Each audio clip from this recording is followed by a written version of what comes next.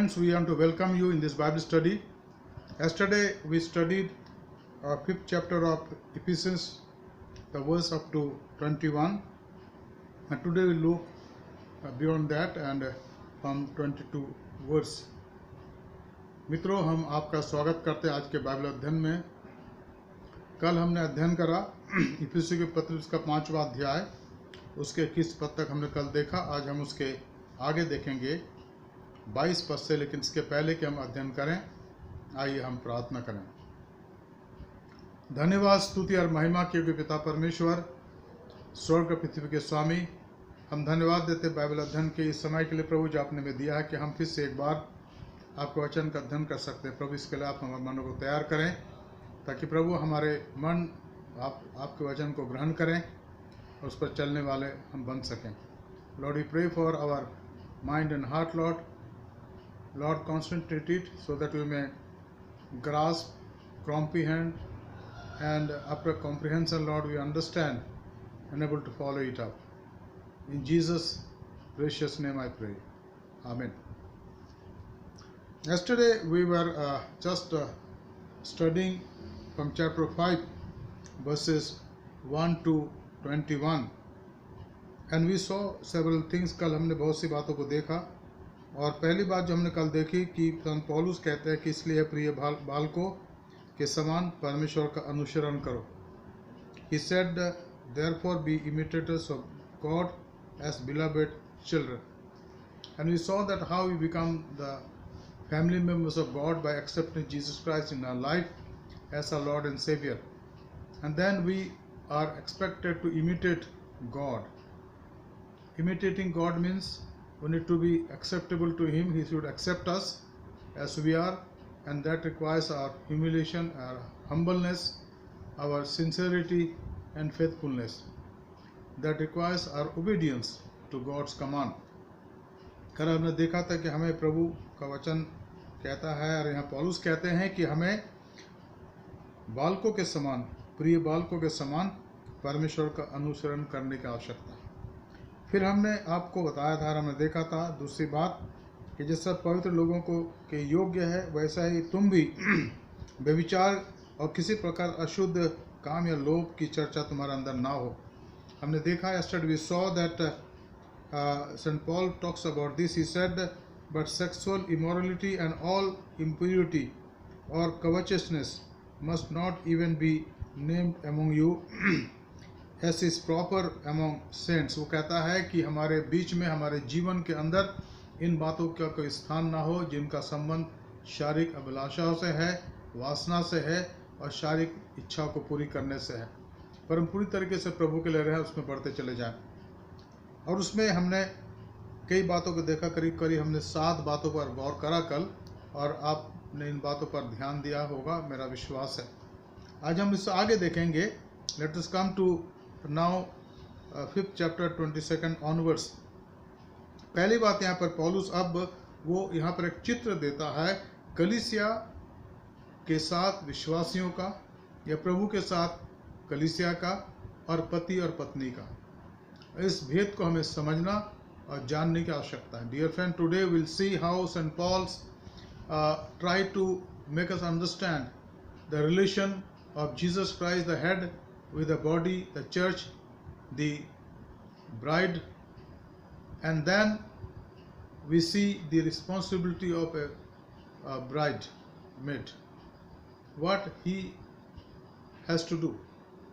Bridesmaid is Jesus Christ, but the bride is the church, and here we see a comparison and a detailed study about that.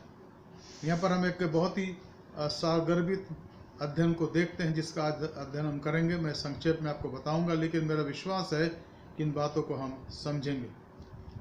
यह लिखा है 22 पद में, हे पत्नियों, अपने अपने पति के ऐसे अधीन रहो जैसे प्रभु के, क्योंकि पति पत्नी का सिर है, जैसा कि मसीह कलीसिया का सिर है, और स्वयं ही देह का उद्धार करता है।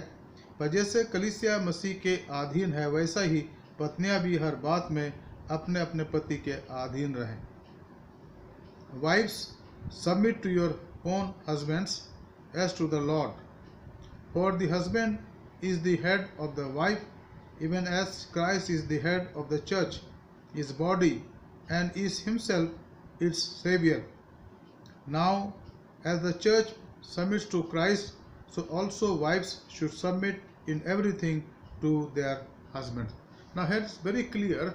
St. Paul talks about the church and the relationship between Jesus Christ, the head. Now, he is perfect and he is leading his church today towards that perfection. प्रभु यीशु मसीह सिद्ध है और वो अपनी कलीसिया, अपनी देह को, अपनी दुल्हन को वो उस सिद्धता की तरफ लिए जाता है। असली यह लिखा है कि उसमें कोई झुर्री ना हो, कोई दाग ना हो, लेकिन प्रभु के लिए पूरी तरह से पवित्र की गई कलीसिया जिसको लेने आ रहा है। The good news of among all these calamities and crises and everything that is taking place is that Jesus is coming back to take his church to himself. ये सुसमाचार है इन तमाम बातों के बीच में कि यीशु मसीह आने वाला है ताकि वो कलीसिया को अपने पास ले जाए। इसलिए कलीसिया के लिए जो समय है वो तैयारी का समय है। The church, the time the church is going through is a time of preparation. Preparation in a spiritual life, in a physical life also. In spiritual life, we have given a life to Christ, we have accepted him as a Lord and Savior. But in physical life we should keep ourselves detached from all the world type of worldliness, so that we make ourselves holy and acceptable unto the Lord. इसलिए पौलुस कहते हैं यहाँ पर कि हम प्रभु के अनुग्रह में आगे बढ़ते चले जाएं। और मैं इस रिलेशन के बारे में जब हम बात करते हैं तो हम अनादिकाल के उस अध्ययन को देखें जहाँ पर मनुष्य की सृष्टि की रचना की गई, रचना का वर्णन किया गया। उत्पत्ति उसका आप निकाल लें, उसका दूसरा अध्याय, और हम पढ़ेंगे उसके 18 पद से। उत्पत्ति, the book of genesis, chapter 2, chapter 2, versus from 18 onwards. यहाँ लिखा है, फिर यहोवा परमेश्वर ने कहा, आदम का अकेला रहना अच्छा नहीं, मैं उसके लिए एक ऐसा सहायक बनाऊंगा जो उससे मेल खाए। और यहोवा परमेश्वर भूमि में से सब जाति के बहनेले पशुओं और आकाश के सब भांति के पक्षियों को रचकर आदम के पास ले आया कि देखें कि वह उनका क्या क्या नाम रखता है। और जिस जिस जीवित प्राणी का नाम जो जो आदम ने रखा वैसे ही उसका नाम हो गया। अतः आदम ने सब जाति के घरेलू पशुओं और आकाश के पक्षियों और सब जाति के वैनेले पशुओं के नाम रखे, परंतु आदम के लिए कोई ऐसा सहायक ना मिला जो उससे मेल खा सके। तब यहोवा परमेश्वर ने आदम को भारी नींद में डाल दिया, और जब वो सो गया तब उसने उसकी एक पसली निकालकर उसकी जगह मांस भर दिया। और यहोवा परमेश्वर ने उस पसली को जो उसने आदम में से निकाली थी स्त्री बना दिया और उसको आदम के पास ले आया। तब आदम ने कहा, अब ये मेरी हड्डियों में की हड्डी और मेरे मांस में से का मांस है, इसलिए इसका नाम नारी होगा, क्योंकि यह नर में से निकाली गई है। इस कारण पुरुष अपने माता पिता को छोड़कर अपनी पत्नी से मिला रहेगा और वे एक ही तन बने रहेंगे। आदम और उसकी पत्नी के बारे में यहाँ पर इस बात को हम पढ़ते हैं। प्रिय मित्रों, प्रभु परमेश्वर ने अनादि काल से इस बात को हमारे लिए स्थापित करा। अब मैंने आपको कई बार कहा कि परमेश्वर ने 3 इंस्टीट्यूशन की रचना करी है। God has instituted 3 types of institution. Number 1 is family. That is beginning with the husband and wife.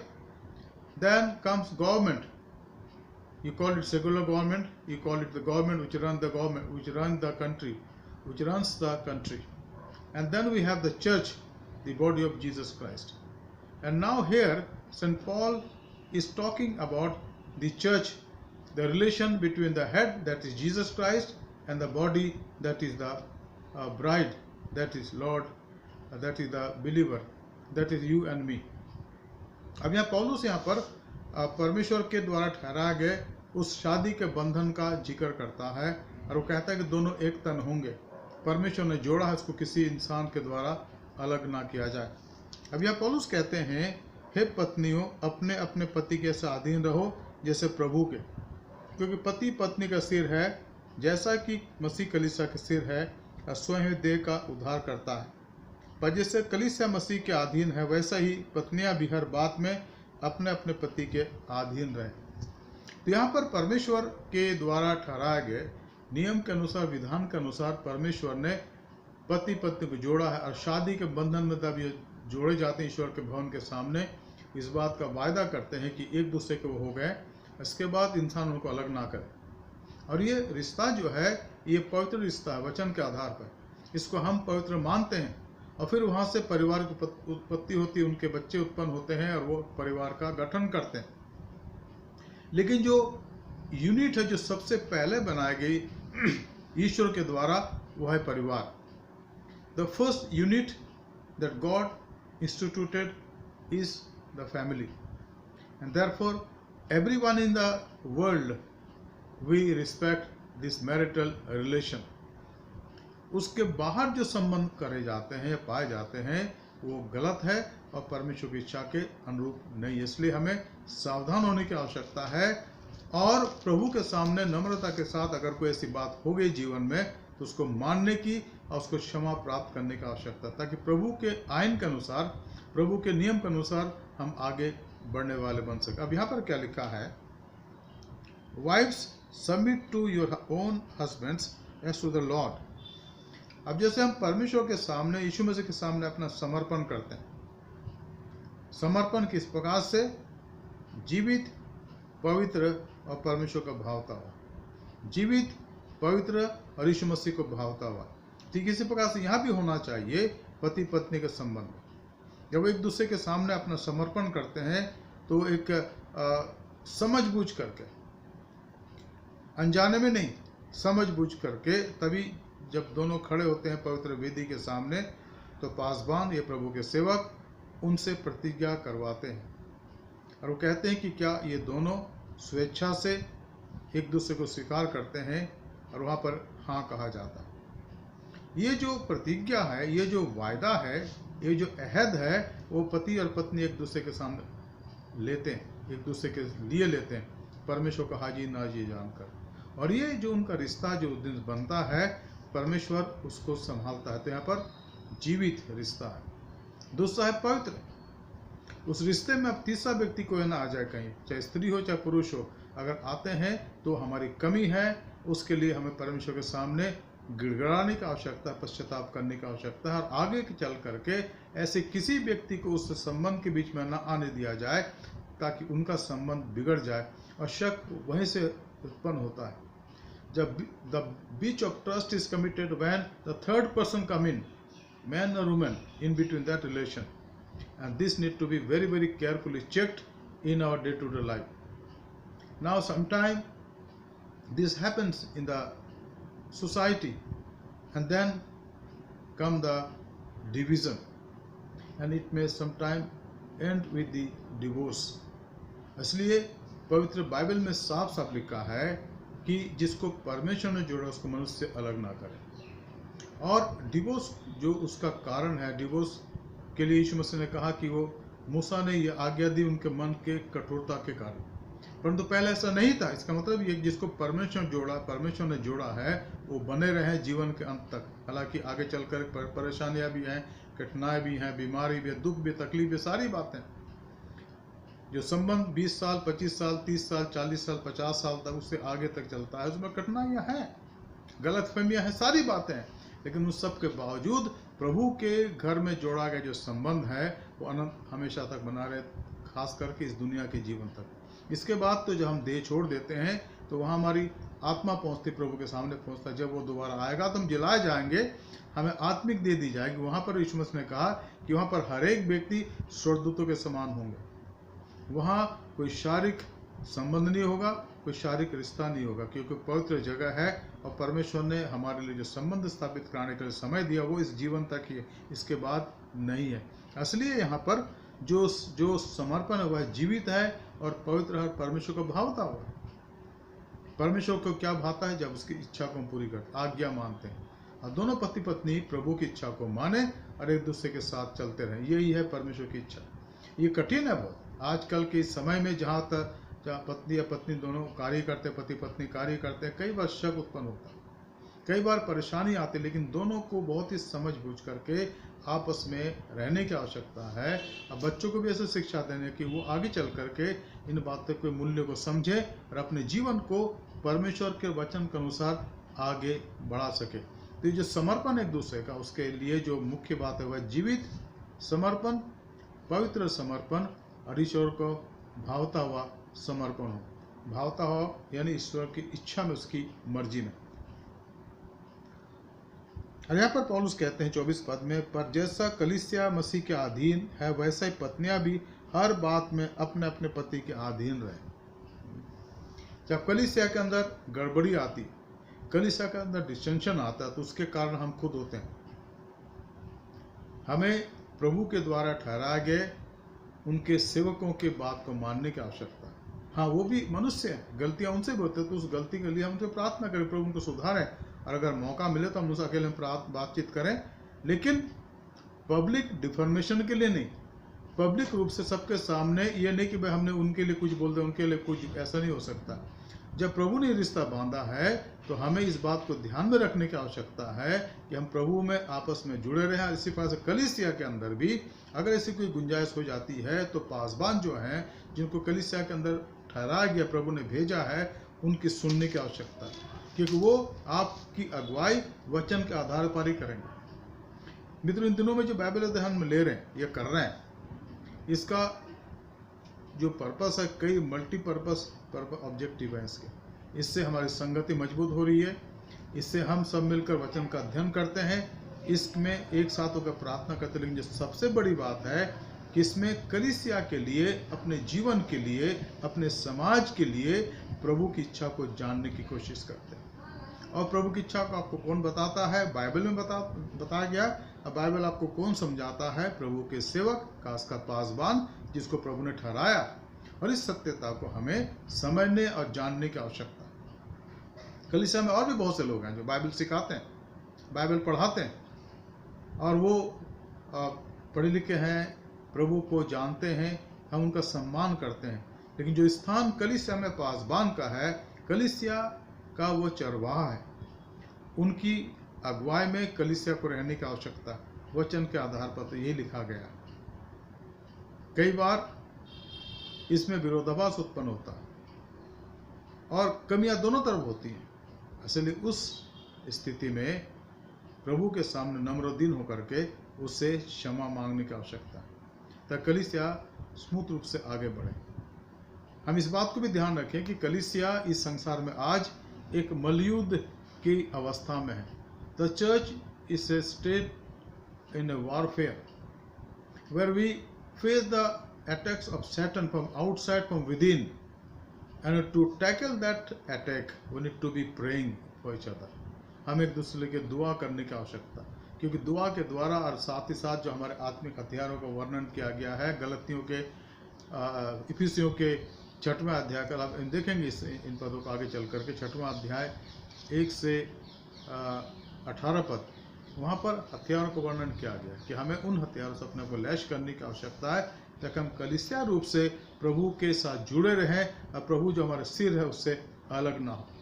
मित्रों, हमें बहुत ज़्यादा ध्यान देने की आवश्यकता है। हम सोचते हैं कि ये अगर कार्य मेरी इच्छा के अनुसार नहीं हो रहा है तो हम उसका विरोध करते हैं, पर अल्टीमेटली हम कलीसिया का नुकसान कर रहे हैं, अल्टीमेटली कलीसिया का नुकसान कर रहे हैं।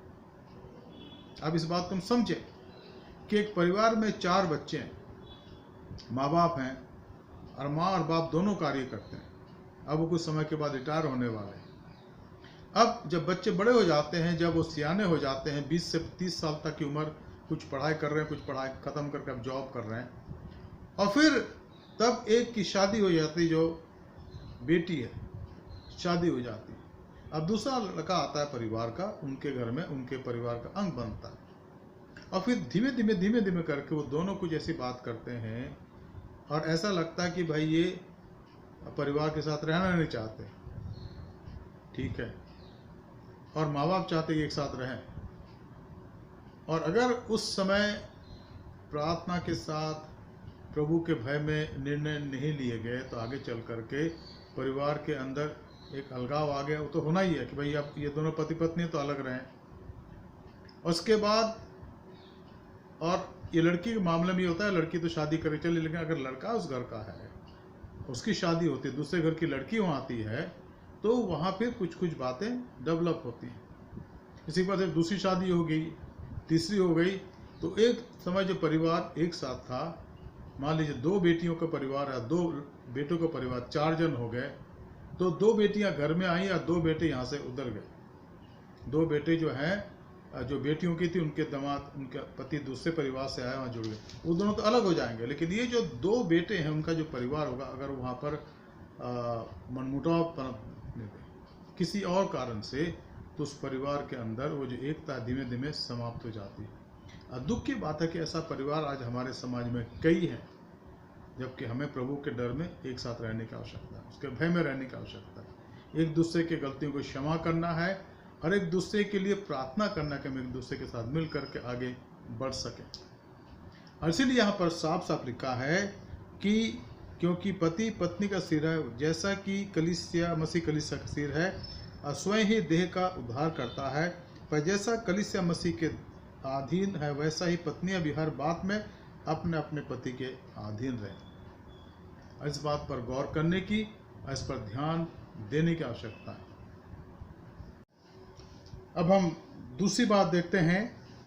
25 पद यहाँ लिखा है, हे पतियों, अपने अपनी पत्नी से प्रेम रखो, जैसा मसीह ने भी कलीसिया के लिए प्रेम करके अपने आप को उसके लिए दे दिया, कि उसको वचन के द्वारा जल के स्नान से शुद्ध करके पवित्र बनाए, और उसे एक ऐसी तेजस्वी कलीसिया बनाकर अपने पास खड़ी करे, जिसमें न कलंक, न झुर्री और न कोई और ऐसी वस्तु हो, वरन पवित्र और निर्दोष हो। इस महत्वपूर्ण पॉइंट में इस बात पर हमें कई बातों को समझने की आवश्यकता है। अंग्रेजी में हम पढ़ते हैं, husbands love your wifes as Christ love the church and gave himself for her, that he might sanctify her, having cleansed her by the washing of water with the word, so that he might present the church to himself in splendor, without spot or wrinkle or any such thing, that she might be holy and without blemish. अब इस दूसरे point के अंदर पति की जिम्मेदारी का वर्णन है, और आत्मिक रूप से कलीसिया के प्रभु यीशु मसीह के जिम्मेदारी का वर्णन है। अगर हम शारीरिक रूप से देखें, सांसारिक रूप से देखें, तो जो पति है वो तो पत्नी के प्रति विश्वासिक होने चाहिए। यहाँ लिखा है, हे पत्नियों, और यहाँ लिखा है, हे पतियों। यहाँ पर जो ब्राइडग्रूम है, जो पति है, उसकी जिम्मेदारी क्या है? अपनी अपनी पत्नी से प्रेम रखो, अपने अपनी पत्नी से प्रेम रखो। अब यहाँ पर जो प्रेम शब्द, हालांकि पति पत्नी के प्रेम के लिए मूल भाषा में इरोस शब्द का इस्तेमाल हुआ है, वो शारीरिक अट्रैक्शन को दर्शाता है, लेकिन यहाँ जो शब्द का इस्तेमाल पौलुस करना चाहता है वो अगापे। हे पति, अपने पत्नी के साथ अगापे करो। एक ऐसा प्रेम जिसमें घृणा ना पाई जाए, जिसमें हेट्रेट ना पाई जाए, जिसमें उसके प्रति मन में कोई ऐसी जालिसी ना पाई जाए, पर सहने वाला प्रेम, ना झुंझलाने वाला प्रेम, वो प्रेम जो स्वीकार करता है, ग्रहण करता है। और इस प्रकार के प्रेम में अगर दोनों बंध जाते हैं, खासकर एक इनिशिएटिव पति लेता है, तो उस परिवार में हम ईश्वर के आशीष को देखते हैं। हालांकि सांसारिक कामों में, जिम्मेदारियों में, चूँकि दोनों का जो परिवेश है, बैकग्राउंड अलग अलग है, छोटी मोटी नोकझोंक चलती रहे, सब जगह चलता है, इसमें कोई दो राय नहीं है।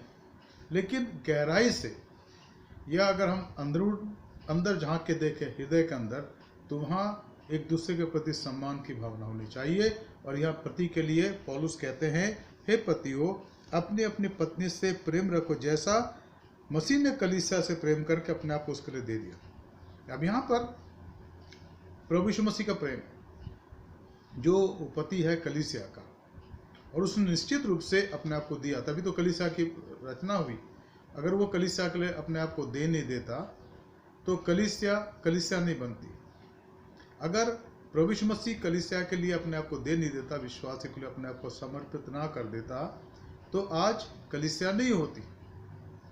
लेकिन चूंकि उसने ईश्वर की इच्छा के अंदर अपने आप को उसने परमेश्वर के सामने शून्य कर दिया, शून्य हो गया और आज्ञाकारी रहा पिता का, और लिखा यहाँ तक आज्ञाकारी रहा कि मृत्यु, हाँ क्रूस की मृत्यु सह ली। उसने उस काम को पूरा करके कई काम उसने करे। उसने अपने आप को दे करके उसने कलीसिया के लिए अपने आप को पूरी तरह से खाली कर दिया, तक उसकी जो दुल्हन है कलीसिया उसको अपने अंदर ले ले, वो कलीसिया को अपना कलीसिया के साथ वो संबंध बना ले जो आत्मिक रूप से है पूरी तरीके से, कि कलीसिया उसकी अपनी हो गई और उसी को लेने तो आने वाला, अब ये तैयारी कर रहा है। यूहन्ना उसके 14 अध्याय के 1 और 2 पद में यूहन्ना कहते हैं, यीशु मसीह ने कहा कि मैं जाता हूँ कि तुम्हारे लिए जगह तैयार करूँ, क्योंकि मेरे पिता के घर में बहुत से रहने के स्थान है, जब मैं आऊँगा तो तुमने अपने साथ ले जाऊँगा, ताकि जहाँ पर मैं हूँ तो वहाँ तुम भी रहो। तो वो कलीसिया को लेने आने वाला है, और इसीलिए संत पौलुस इस रूपक का वर्णन यहाँ पर करते हैं। ये एक प्रकार से ये उदाहरण है कि यीशु मसीह ने जिस प्रकार से कलीसिया से प्रेम करा, पति को भी अपनी पत्नी से प्रेम करने की आवश्यकता है। और यह लिखा है कि उसने उसको प्रेम करा और अपने आप को उसके लिए दे दिया, और उसको वचन के द्वारा जल के स्नान से शुद्ध करके पवित्र बनाया। ये जो वचन है ये हमारे लिए परमेश्वर का वचन है, जिसके द्वारा हम पवित्र किए जाते हैं,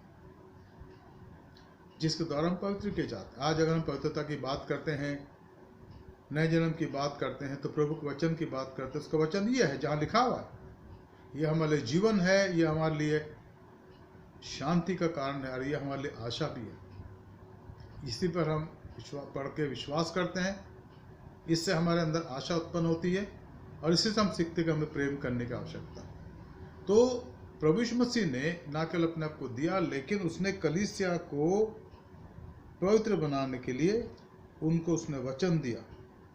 वचन के द्वारा जल के स्नान से शुद्ध करके पवित्र बनाया। और जब वचन को पढ़ते हैं, यीशु मसीह के वचन को पढ़ते हैं, तो कायल किए जाते हैं, पश्चाताप करते हैं, यीशु मसीह के पास आते हैं, उसको अपने जीवन का नजात देहंदा ग्रहण करते हैं, और इस प्रकार से हमारी पहुंच परमेश्वर के सामने हो जाती है। The moment a sinner come to Christ, he और शी कन्फेसेस हिज और her sin, and then he accept और she accept Jesus Christ as his और her lord and saviour, and by that moment his name is written in heaven. He then onwards become a child of God. A child of God, he is joint heir. Then he inherit everything that belongs to Jesus Christ, and that is the great heritage that we have here and in the days to come. We are serving the Lord here with the motive that God is going to honor us one day, and it will be honored. In this world, there may be atrocities, there may be gossiping, there may be many type of things that a servant of God goes through. But he knows that one day this type of things will be over, and I'll be with him for eternity to eternity. There will be no end of that blissful living with the Lord in his presence for eternity. यहाँ पर एक और बात यहाँ पर पौलुस कहते हैं 27 पद में, और उससे एक ऐसी तेजस्वी कलीसिया बनाकर अपने पास खड़ी करे, जिसमें न कलंक, न झुर्री, न कोई और ऐसी वस्तु, पर पवित्र और निर्दोष हो। He says here, verse 27, so that he might present the church to himself in splendor, without spot or wrinkle or any such thing, that she might be holy and without blemish. और इसीलिए कलीसिया को यहाँ पर बनाया जा रहा है। The church in a process of becoming holy by virtue of our true worship, by virtue of our giving our at least tithe और whatever we want to give. Every family has to give with gratitude and thankfulness, and then we are being made pure and holy through his word. We listen to his word every day, every Sunday. We read by ourselves also. It is to make us holy. Every moment we read the word, it speaks to us in some part of our life.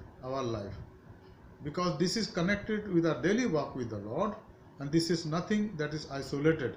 It's not a moral teaching that you do that, do that, do that. No, no, no. This is something, be like that. Not only doing, but be like Jesus.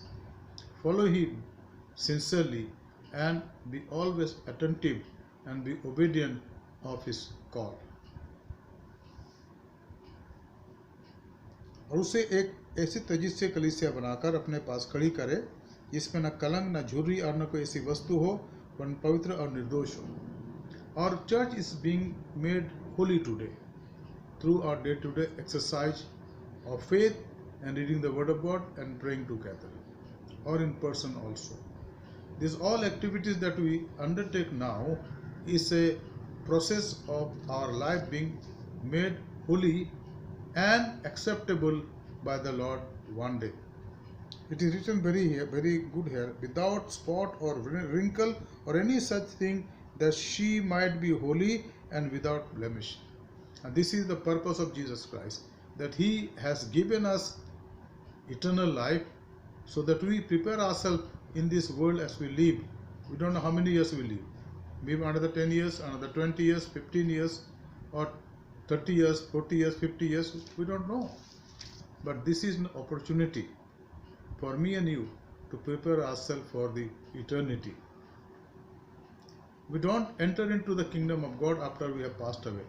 We enter into the kingdom of God soon we accept Jesus as our Lord and Savior in this world.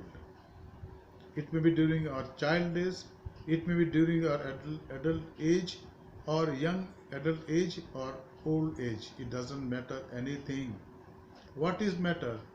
क्या महत्वपूर्ण है कि हम प्रभु को अपने जीवन में स्वीकार करते हैं और उसके परिवार के अंग सदस्य बन जाते हैं. तीसरी बात, द थर्ड पॉइंट, 28 पद, इसी प्रकार उचित है कि पति अपने अपनी पत्नी से अपने देह के समान प्रेम रखे. जो पत्नी से प्रेम रखता है वो अपने आप से प्रेम रखता है. In the same way, husband should love their wives as their own bodies. He who loves his wife loves himself. Now, this is very hard to understand. Before loving yourself, you should love your wife, because you are one in the Lord. And it's quite hard to understand how it is, but it is a mystery. Jesus loved the church, then he loved himself. He gave himself completely. When he was crucified, he was dying on the cross. He said, Father, forgive them. About his future church, because there are many people who were standing there, later on they believed and became his spiritual body. He prayed for them also. And even the disciples also, except few people, everybody had run away. None of them were there. Later on we see John and other 2-3. But again he prayed for everyone, his future church. Father, forgive them, because they do not know the cause, that I love them more than I love myself. That is why I emptied myself. And this is exactly what St. Paul says. He says, what he says here. In the same way, husbands should love their wives as their own bodies. He who loves his wife loves himself. So we need to understand that Christ loved this church more than he loved himself. अगर उसने अपने आप को ज़्यादा प्यार करता तो क्रूस पर नहीं मरता. वो पिता से विनती करता, पिता की तरफ से आत्मिक सेनाएं आ जाती स्वर्गदूतों की और उनको ख़त्म कर देते, कोई नहीं बचता वहाँ पर पूरे उस एरिया में. लेकिन उसने कहा अब ऐसा ही होने दो, क्योंकि मैंने इसके लिए चुना है कि मैं इसके होकर जाऊँ, मैं दुख उठाऊँ, मैं कोड़े खाऊँ, मैं बेतें खाऊँ, मैं गालियाँ सुनूँ, मैं मार खाऊँ और फिर अंत में मुझे क्रूस पर लटका दिया जाए. ये मेरी चॉइस, क्योंकि मैंने अपने से ज़्यादा कलीसिया से प्रेम करा और कलीसिया के लिए अपने आप को दे दिया.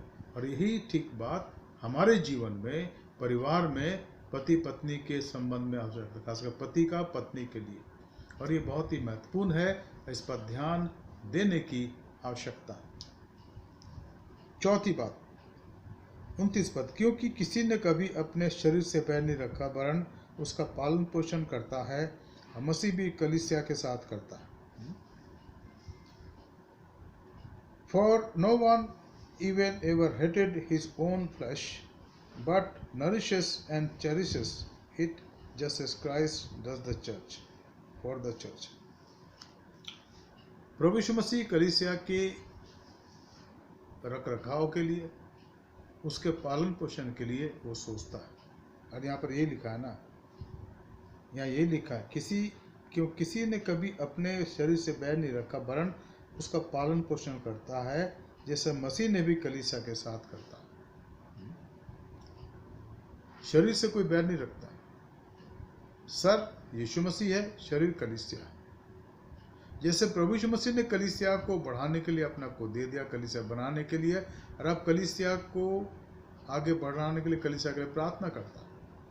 इब्रानियों के 4 अध्याय के अंदर हम पढ़ते हैं, उसके अगर हम देखें 14 से 16 पद में लिखा है कि वो हमारे सामान्य दुख और सुख को भोगता था, लेकिन उसने हमारे लिए दुख सहा और परीक्षाओं को सहा। अब हमारा महायाजक है और स्वर्गीय स्थानों में हमारे लिए प्रार्थना करती है। इस बात के लिए प्रार्थना करता है कि मेरी कलीसिया मेरे वचन मजबूत की जाए, ये कलीसिया मेरे वचन का प्रचार करिए, कलीसिया मेरे प्रति विश्वास योग्य रहे। मित्रों, कलीसिया का अगुवाई के लिए प्रभु फर्दन अपने सेवकों को चुनता है, पासबानों को चुनता है, कलीसिया की अगुवाई करे, नहीं तो कोई आवश्यकता नहीं थी। ये जो पासबानी खिदमत है और जो नबी की खिदमत है और जो प्रचार की खिदमत है, हमने देखा अभी पहले समय कि ये परमेश्वर के द्वारा ठहरा गए कलीसिया की उन्नति के लिए। तो ये परमेश्वर का पैटर्न है कि जो पासबान है, the servanthood of pastor is from the lord, the ministry of the pastor is from the lord, biblical, and therefore we need to honor that person who is there as our pastor, as a shepherd, guiding us, leading us day by day. We need to listen to our pastor. उसकी सुनने की आवश्यकता है। वो मनुष्य है, कमियां उसके अंदर है, लेकिन इसके बावजूद क्या हम उसके लिए प्रार्थना करते हैं? क्या उसको दुआ में उठाते हैं? और अगर हम ऐसा करते हैं तो हमारी कलीसिया तरक्की करेगी और कोई ऐसा कारण नहीं होगा कि हमारी कलीसिया के अंदर झुर्रियाँ आ जाएं और कलीसिया के अंदर परेशानी आ जाए। परेशानी रहेगी दुनिया में, लेकिन कलीसिया चूंकि उसकी आंखें संसार की तरफ नहीं, परेशानी की तरफ नहीं, कहाँ लगी है? स्वयं उसके सर पर, जो यीशु मसीह है, प्रभु यीशु मसीह है, और कलीसिया तरक्की करेगी। यहाँ पर लिखा है कि प्रभु यीशु मसीह, क्योंकि किसी ने कभी अपने शरीर से बैर नहीं रखा वरन उसका पालन पोषण करता है, जैसा मसीह भी कलीसिया के साथ करता है। मसीह चाहता है कलीसिया उसमें तरक्की करे और उसके द्वारा परमेश्वर की महिमा हो सके। हम पढ़ते हैं इसके 31 पद में 5वीं बात, इसलिए कारण मनुष्य अपने माता पिता को छोड़कर अपनी पत्नी से मिला रहेगा और ये दोनों एक तन होंगे। हमने उत्पत्ति की पुस्तक में देखा वहाँ लिखा हुआ है कि परमेश्वर ने कहा कि ये दोनों एक तन हैं, एक दूसरे के साथ मिले रहेंगे, और इसी वजह से कलीसिया जो है, कलीसिया के लिए बताया गया। कलीसिया प्रभु के साथ अगर मिल के चले इस संसार में भी, तो कलीसिया बहुत सारे परेशानियों से, बहुत सारे हडल से बच सकती है। हमारी समस्या तब खड़ी होती है जब हम प्रभु से अपने आप को अलग कर देते हैं, अपने जीवन की तमाम उन बातों को प्रभु से अलग कर देते हैं और हम अपने आप आगे बढ़ना चाहते हैं। प्रभु चाहता कि हम उस तरफ देखते रहें, उसमें बढ़ते चले जाएं, ताकि कलीसिया जो हम प्रभु की देह हैं, प्रभु में तरक्की और उन्नति कर सके। जो मित्रों, आज हम ये रुक जाएंगे, आइए हम प्रार्थना करें। धन्यवाद, स्तुति और महिमा के पिता परमेश्वर, हम धन्यवाद देते हैं आपके वचन के प्रभु जो आज हमने पढ़ा। हमारी प्रार्थना प्रभु किसके द्वारा आप हमसे बातचीत करें और हमें आशीष दें, हमारे कलीसिया पर आशीष हो। आज जो वचन मैंने सुना प्रभु, उस पर आपकी मुहर चाहते विनती करते प्रभु कि आप इसके अनुरूप हमारे जीवन को बनाएं। हमारे उद्धारकर्ता प्रभु यीशु मसीह के पवित्र नाम से मांगते हैं, आमीन।